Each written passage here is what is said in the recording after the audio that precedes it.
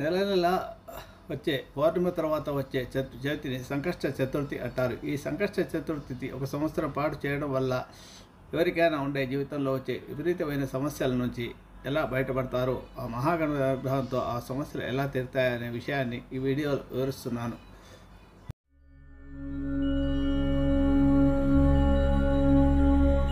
Lakkaraju Muralidhar Rao astro and remedies ఛానల్కు subscribe చేసుకోండి. ఓం శ్రీ గురుభ్యో నమః. ఓం శ్రీ మహాగణాధిపతయే నమః. అందరికీ నమస్కారం. ఈ వీడియోలో నెలలా సంకష్ట చతుర్థి సందర్భంగా మహాగణపతి యొక్క ప్రత్యేకత ఏమిటి, దీనివల్ల చేయడం వల్ల మనకు కలిగే ఫలితం ఏంటి అనే విషయాన్ని ఇక్కడ వివరిస్తున్నాను. భాద్రపద మాసంలో ఘనంగా వినాయకుని పూజ నిర్వహిస్తాం. ఉండ్రాళ్ళు కుడుములు నైవేద్యంగా పెడతాం. సద్గుణాలు ప్రసాదించమని గుంజిళ్ళు కూడా తీస్తాం.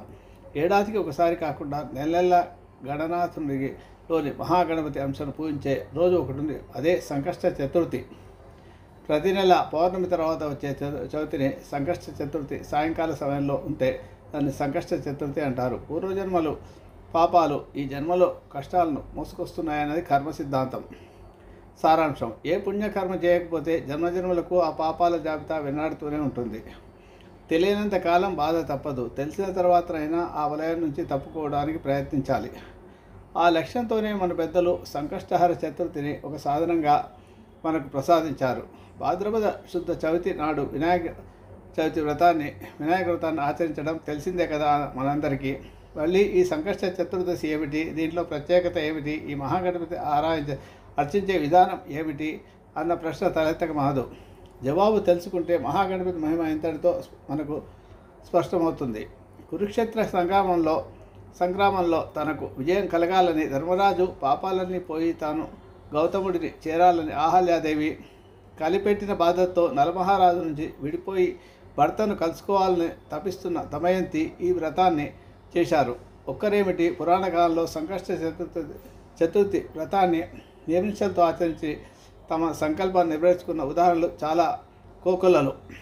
నేటి రోజుల్లోనూ గణపతి దేవుడిని సంకష్ట చతుర్థి వ్రతంతో ప్రసన్నం చేసుకున్న వారి సంఖ్య అపారం.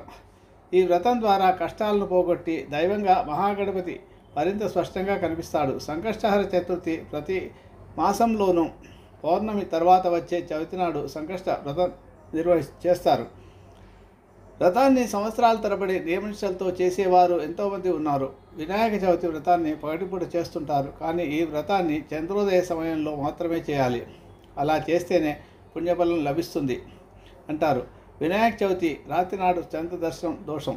కానీ సంకష్టహర చతుర్థి నాడు మాత్రం తప్పనిసరిగా చవితి తిథి చంద్రోదయ సమయానికి ఉన్నప్పుడు మాత్రమే వ్రతం చేయాలి. అలాగే పూజ ముగిశాక చంద్రుడికి అర్ఘ్యమిచ్చి తీరాలి. అంటే పౌర్ణమి తర్వాత వచ్చే చవితి ఆ రోజు సాయంకాలం చంద్రోదయం అయినంత వరకు ఉండాలన్నమాట. ఆ సమయంలోనే మనం ఆ సాయంకాలం ప్రదోషకాలం తర్వాత ఈ వ్రతాన్ని ఆచరించవలసి ఉంటుంది. ఉదయం పూట కాదు.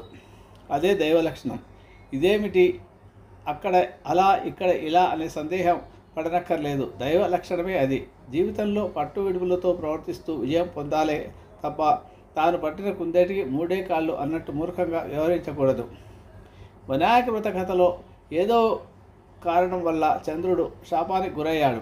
అంత మాత్రం చేత చంద్రుడిని చూడకూడని వాడిగా భావించడం భావ్యం కాదు. చంద్రుడు తన అమృత కిరణాలతో ఓషధలతో సృష్టికి ఎంతో మేలు చేస్తున్నాడు. ఆ మంచిని తెలుసుకోవాలి మనం.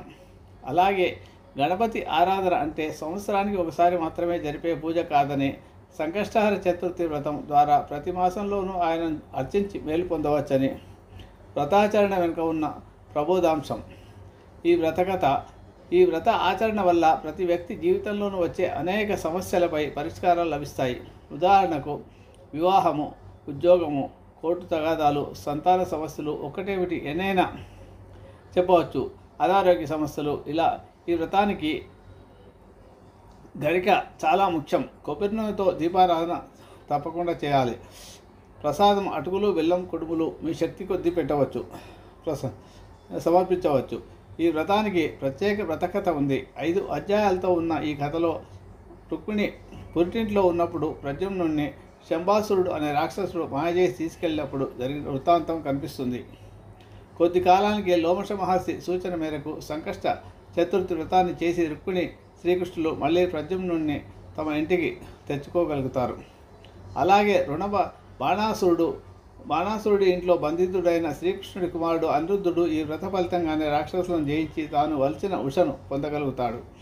ఈ సందర్భంలో బ్రహ్మదేవుడు చతుర్థి వ్రత మహిమను, వ్రతాచరణ విధానాన్ని వివరించినట్టుగా తెలుస్తుంది. వ్రతకథలోని 4వ అధ్యాయంలో ఏ కారణం చేతనైనా వ్రతం చేసే అవకాశం లేనప్పుడు వ్రతాన్ని తిలకించి చివరిలో ప్రసాదాన్ని స్వీకరించినా ఆ పుణ్యం దక్కుతుందన్న సందేశం కనిపిస్తుంది ఫలశ్రుతిలో. కృతవీర్యుడి కథ ఆసక్తికరమైనదే. ఆ రాజు ప్రజలను కన్నబిడ్డల్లా పాలించేవాడు. ఏనాడు ధర్మం తప్పలేదు. అయినా ఎంతో కాలానికి ఆయనకు సంతానం కలగలేదు. సంతాన భాగ్యాన్ని పొందాలన్న కోరికతో రాజ్యాన్ని మంత్రులకు అప్పగించి ధర్మపత్ని సమేతంగా అడవులకు వెళ్ళి బ్రహ్మను గురించి ఉద్దేశించి తపస్సు చేస్తాడు. భక్తికి మెచ్చి విధాత ఏడాది పాటు నియమనిష్టలతో సంకష్టహార చతుర్థి వ్రతాన్ని ఆచరిస్తే మనోవాంఛ సిద్ధిస్తుందని వరమిస్తాడు. దాంతోపాటు కృతవీర్యుడి పూర్వజన్మ వివరాల్ని చెప్తాడు. వెనుక జన్మలో అతడు పరమ దుర్మార్గుడని, అతడికి గణపతి అనే కొడుకు ఉండేవాడని, ఈ సంకష్ట చతుర్దశి నాడు చంద్రోదయ సమయంలో గణపతి అంటూ 1కి 10 మార్లు కొడుకును పిలిచి భోజనం పెట్టాడ. ఆ నామస్మరణతోనే మహావ్రతాన్ని ఆచరించినంత ఫలితం దక్కింది. మరుజన్మలో రాజుగా పుట్టాడు. పాపశేషం వల్ల సంతానం మాత్రమే కలగలేదు. కృతవీర్యుడికి వ్రతఫలంగా పుట్టిన వాడే కార్తవీర్యార్జునుడు. తండ్రి బాటలోనే వ్రతం చేసి కార్తవీర్యార్జునుడు 1000 చేతులను మహాబలాన్ని సంపాదించుకున్నాడు. గణనాథుడి మహిమ ఈ వ్రతంలో మనకు స్పష్టంగా ప్రకటితమవుతుంది. ఈ విషయాన్ని గ్రహించే ప్రతి ఒక్కరు కూడా సంకష్టహార చతుర్థి వ్రతాన్ని ఆచరించి ఎవరికైతే సమస్యలు చాలా తీవ్రంగా ఉంటాయో వారందరూ కూడా 1 సంవత్సరం పాటు ఈ సంకష్టహార గణపతి వ్రతాన్ని చేస్తారో వారి కోరికలన్నీ కూడా ఆ గణేశుడు తీరుస్తాడు. నమ్మకంతో భక్తితో ప్రయత్నించి చూడండి, తప్పకుండా మీకు ఫలితం లభిస్తుంది. శుభమస్తు. మీకు నా వీడియో కనుక నచ్చితే లైక్ చేయండి, షేర్ చేయండి. ఈ వీడియో కింద ఉన్న బెల్ ఐకాన్ను క్లిక్ చేయడం ద్వారా నా ఛానల్ను సబ్స్క్రైబ్ చేసుకోండి. దీనివల్ల మీకు నా వీడియోలు అందుబాటులో ఉంటాయి. Thank you.